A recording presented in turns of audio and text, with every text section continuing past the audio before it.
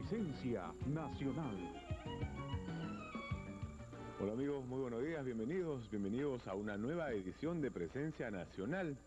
Y hoy día, un día especial para nosotros. María Jesús, muy buenos días, ¿cómo estás? Muy buenos días, Jorge. Estamos de aniversario. Así es, estamos apagando la primera velita. La primera velita, hemos cumplido un año en Presencia Nacional. Efectivamente, y estamos muy agradecidos, ¿no? Y contentos porque hemos recibido las felicitaciones del caso y la complacencia de nuestros invitados de haberse sentido parte del primer año de Presencia, ¿no? Y los niveles de aceptación y de llegada al país que han confirmado Presencia Nacional, sin ninguna duda ya, como la revista política de Canal 7 Televisión y Radio Nacional.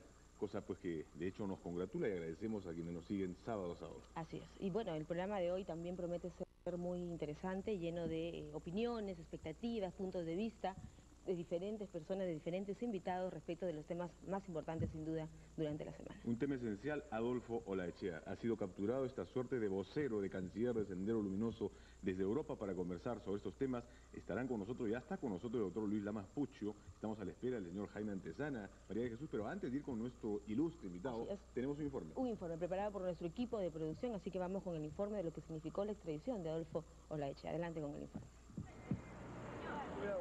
Esta vez sin chaleco antibalas, pero rodeado de un fuerte cordón de seguridad, un pálido y desencajado Adolfo Olaechea abandonó la sede de requisitorias de la Policía Nacional en absoluto silencio, a pesar de las insistentes preguntas.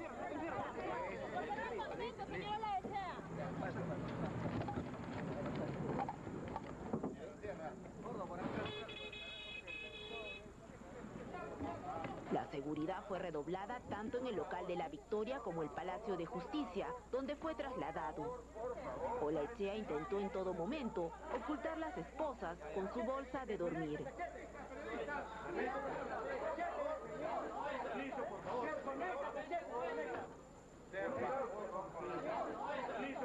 Los efectivos lo condujeron directo al cuarto juzgado especializado antiterrorista. Extraoficialmente se conoció que al preguntarle sus generales de ley, Olaechea se presentó como un colaborador de Sendero Luminoso. Mientras el militante del grupo maoísta permanecía en el juzgado, su hermano Rafael y su sobrino Raúl Noblecilla se acercaron hasta la sede judicial llevando un maletín con ropa, comida y 2 puros, uno de los grandes vicios del canciller de Sendero. Preocupados por su estado de salud, ellos lograron verlo por algunos minutos.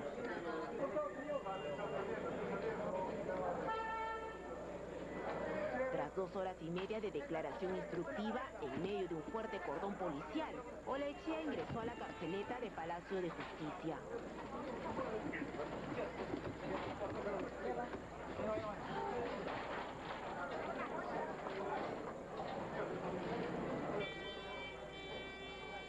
Por favor, ¿podrás dejarme pasar?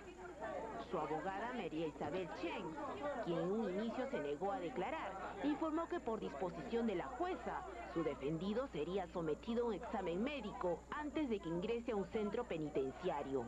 La jueza ha dispuesto, ya le comenté a una de sus compañeras que la jueza ha dispuesto a que se le traslade a la carceleta hasta que se le haga un examen médico legista porque él está un poco mal de salud.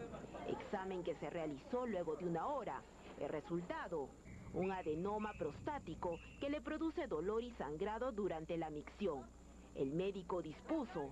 Nosotros vamos a elaborar un informe y de acuerdo a ello se va a determinar si va a ser un tratamiento ambulatorio o en hospital, ¿no? ¿Estado de ánimo, doctor? ¿Cómo lo No, está bien, tranquilo, ¿no? Conoce perfectamente lo que su situación, ¿no? Sin embargo, sorprendió a todos que Adolfo Olaechea, con una evidente cojera y esbozando una sonrisa, fuera trasladado al penal de máxima seguridad Miguel Castro Castro en San Juan del Lurigancho, su nueva residencia hasta que se dicte sentencia. Sentencia que podría llegar, como máximo, solo por apología al terrorismo, a 12 años de prisión. Bueno, ese fue el informe sobre la captura y la extradición de Adolfo Olaechea. Ya están con nosotros nuestros ilustres invitados, el señor Jaime Antesana, sociólogo, el doctor Luis Lamas Puccio, penalista. Ellos dos, los buenos días, y una pregunta directa. Buenos días. ¿Cuáles son los argumentos de la extradición en el caso de Olaechea, doctor Puccio? Bueno, de acuerdo a la información que se ha estado virtiendo a lo largo de estos días, se parte de la premisa de que hay una sospecha de que él pertenecería a la dirigencia o a la cúpula de la organización de Sendero Luminoso. Y en ese sentido, la extradición ha sido concedida en términos explícitos solamente para que él pueda ser procesado por ese delito que está tipificado en nuestra legislación penal. Es decir, no podría, en principio, en los momentos actuales, ser procesado o investigado por un delito distinto que no es el que ha motivado la extradición simplificada en los términos que ya conocemos. Pues no se ya complica las cosas, ¿no? Claro que sí. Quizá retrasa pues la intención por lo menos, ¿no? Bueno, no solamente lo retrasa, sino que si las autoridades peruanas no lograran demostrar y sus trámites correspondientes no se ciñeran estrictamente a lo que establece la ley, entonces el sistema judicial perdería en alguna medida credibilidad, sobre todo cuando se trata de una gestión de carácter binacional, como es el cumplimiento de un tratado en materia de extradición. Ahora, sin embargo, existe pues el tratado, ¿no? Pero quisiéramos ahora preguntarle, Jorge, al sociólogo Jaime Antezana, desde la perspectiva, en el sentido de que él ha estudiado todo lo que es el fenómeno del terrorismo y Sendero Luminoso en este caso, ¿qué significa para el Perú, en todo caso, qué gana el Perú con la extradición del ahora pues, el llamado embajador de Sendero Luminoso en Europa? ¿Qué significa realmente la extradición de Adolfo Olaechea? Bueno, yo creo que en primer lugar hay un aspecto que no ha sido tratado de manera clara. Es el primer caso que conozco o que conocemos de extradición de un terrorista. Antes no ha habido. ¿Cuán importante hubiera sido que esta extradición se produzca pues en los 80, cuando la red internacional de apoyo y solidaridad a la mal llamada guerra popular se producía en casi todos los países de Europa? ¿No? O sea, yo veo que ahora, comparto lo que ha dicho el doctor, de que por la especificidad de la razón que se argumenta para su extradición, hasta probablemente salga libre. Ahora, ¿quién es realmente Adolfo Olaechea? ¿Qué representa? Formaba parte de la cúpula, se dice que era el canciller de Sendero Luminoso en Europa encargado de recaudar fondos. ¿De qué estamos hablando? Él ha sido uno de los más prominentes embajadores de Sendero Luminoso en Europa, al lado de, o equivalente a Arce Borja, ¿no? Ambos han sido los que desarrollaron una profusa campaña de apoyo y solidaridad a las acciones que Sendero Luminoso venía realizando acá en el Perú, ¿no? Entonces no ha sido un simple personaje. Ahora, poco conocido quizá porque, bueno, de acuerdo a la aclaración que digamos hace Interpol, desde el año 93 se hizo el pedido de su detención, captura y traslado al Perú, ¿no? Pero sin embargo su nombre como que poco difundido. No, por lo menos al interior de las filas del Sendero era famoso. A quienes estábamos familiarizados del tema era bastante conocido, ¿no? Lo que pasa es que acá a nivel del Perú, obviamente que él casi no vivió mucho aquí en el Perú, incluso gran parte de su vida la desarrolló en Europa. Ahora, yo quisiera hacer una pregunta exactamente procesal al doctor Lamas Pucho. ¿Qué pruebas pesan contra el señor Olaechea? ¿De qué estamos hablando? Ese es un tema particularmente neurálgico en el tratamiento del problema, ¿no? Porque, como todos conocemos, para poder condenar a una persona, esta persona tiene que ser encontrada responsable de los delitos o de las acusaciones que existen contra él. Y en ese sentido, la misma legislación nacional y la normatividad supranacional se ha pronunciado, tan es así, de que la Corte Interamericana de Derechos Humanos y el Tribunal Constitucional orientaron la corriente de opinión para que todos los procesos por terrorismo sean declarados nulos, o porque se había descubierto que la ley procesal era demasiado irregular, violaba principios fundamentales de orden constitucional. ¿Y las pruebas usadas en esos procesos nulos también? Bueno, las pruebas indudablemente que subsisten, pero muchas de ellas, con el paso del tiempo y teniendo en consideración que se ha modificado toda la realidad procesal que existía en ese momento, ahora tiene que volver a ser demostrada en este nuevo proceso. Y en ese sentido, la dificultad que yo veo es que volver a juzgar a una persona que pertenece a una organización en la cual participó un número indeterminado de personas de diferentes niveles, a niveles de distintas responsabilidades, la gran dificultad que ahora enfrentamos es que todos esos hechos que acontecieron hace algunos años tienen que volver a ser plasmados en un proceso y evaluados. en ese aspecto, si no existen pruebas contundentes, ¿no? Más allá de la corriente mediática de opinión, porque a veces hay algunos funcionarios públicos que han hecho una serie de declaraciones y parecería que han creado falsas expectativas en relación al juzgamiento de una persona. Entonces, desde un punto de vista estrictamente procesal y legal, porque para eso creo que me están invitando a mí, Claro que sí. ¿no? Tenemos que ceñirnos a lo que establece la ley con mayor razón, si justamente la razón más importante que motive este nuevo proceso es la violación del procedimiento. Claro, pero justamente ahora, doctor Lamas, en el expediente judicial de Adolfo Olaechea, que ya está ahora en manos del cuarto juzgado penal, ¿no? Se dice que no se tienen las pruebas suficientes y que por ende se tendría que solicitar el Ministerio de Justicia la ampliación de, digamos, los delitos, ¿no? Que, por los que España Bueno, ese es también otro ¿no? tema particularmente acucioso en este debate, en el sentido de que la imagen que la justicia peruana expande hacia el exterior debería ser una imagen incólume y sumamente ceñida a los procedimientos.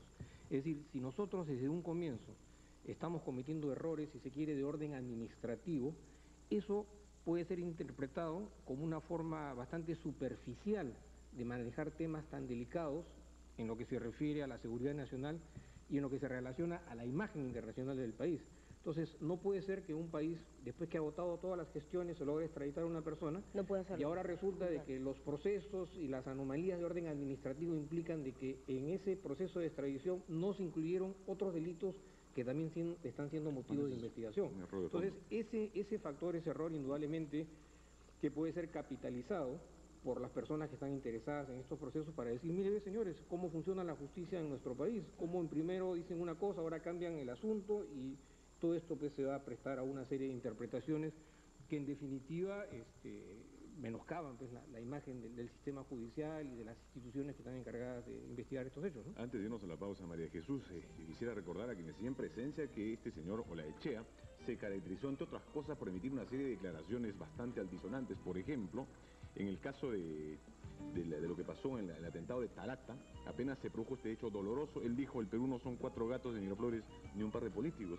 Y en el caso del asesinato de María Elena Moyano, él dice que le dijo a María Elena Moyano, no haga usted esto, no se oponga a las masas, no se oponga al pueblo. O sea, un poco anticipándole que Sendero Luminoso iba a terminar con ella. Sobre este otro tema continuamos, María Jesús. Claro que sí, vamos a la primera pausa. El primer corte y venimos con más y nuestros invitados en Presencia Nacional. Lo esperamos.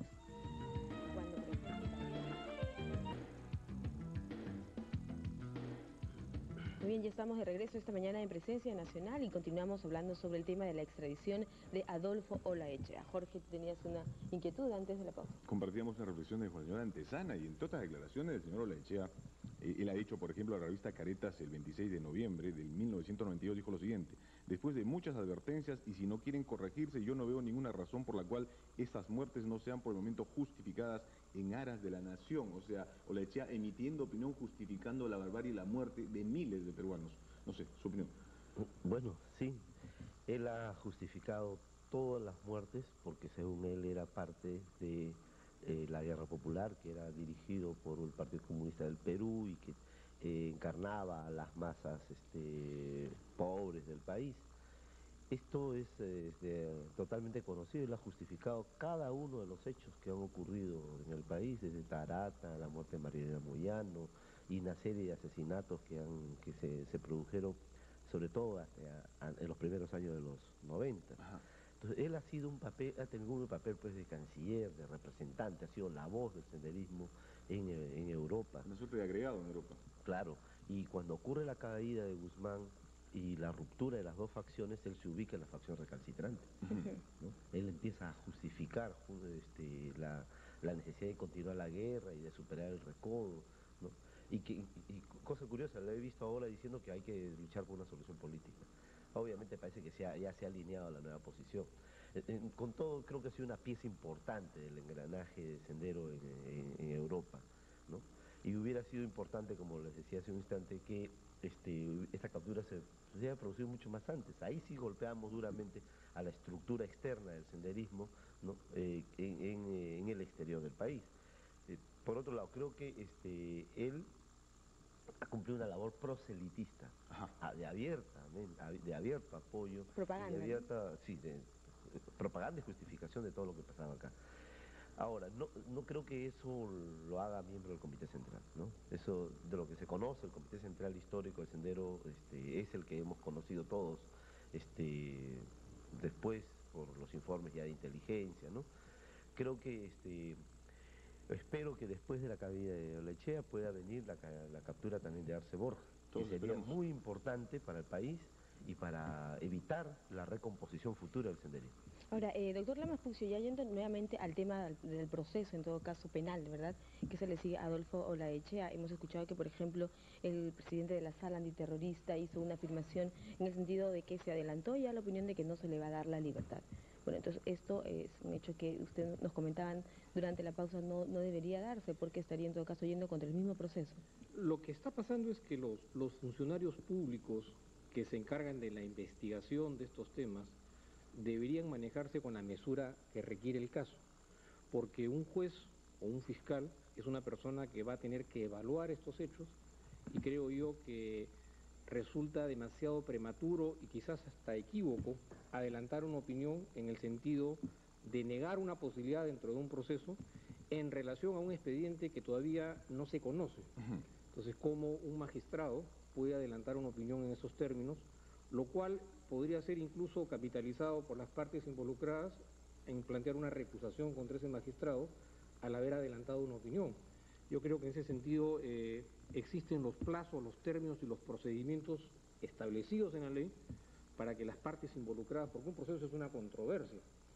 Todos estamos de acuerdo que las personas que han cometido delitos graves, de acuerdo a la legislación, tendrán que ser sancionados, pero hay que ser respetuosos del procedimiento, porque esa es justamente la razón que ha motivado que la Corte Interamericana exija al país que haga un nuevo proceso. Ahora, todo indica que al señor Olaechea lo procesarán por el delito de asociación ilícita para delinquir.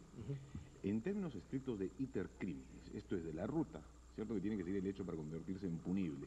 ¿En qué instancia está Olaechea? ¿Llegó a la consumación de los actos o se quedó en la parte deliberativa? Yo creo que lo que hay que tomar en consideración en primer lugar es que cuando se reunieron todas las pruebas que han dado motivo a este proceso, la época en la que se presentaron era una época tenebrosa, digamos, en la que el servicio de inteligencia, como ha sucedido en muchos procesos por terrorismo, se montaron y se falsificaron pruebas para condenar. Tan es así que muchas personas inocentemente incluso fueron condenadas a la pena de cadena perpetua.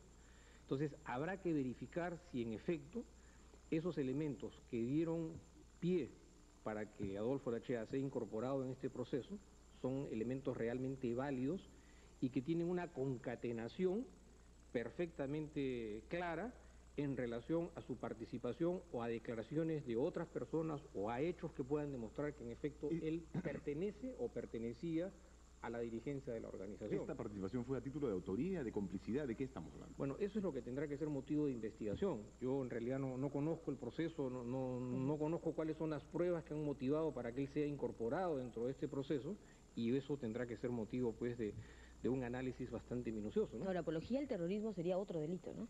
Claro, pero desgraciadamente el término o los términos en los que ha sido planteada la extradición no permitiría por los momentos en los casos actuales que él pueda ser procesado por el delito de apología, porque ese delito no ha sido motivo de la extradición. Entonces, las autoridades peruanas tendrían que solicitar una ampliación ante las autoridades españolas y estas tendrán que decidir en última instancia si procedería o no procedería juzgarlo por un delito distinto al delito que motivó la extradición. La extradición. Ahora, Jaime, definitivamente ya se ha dicho que el Ministerio de Justicia del Perú solicitará a España la ampliación de los procesos.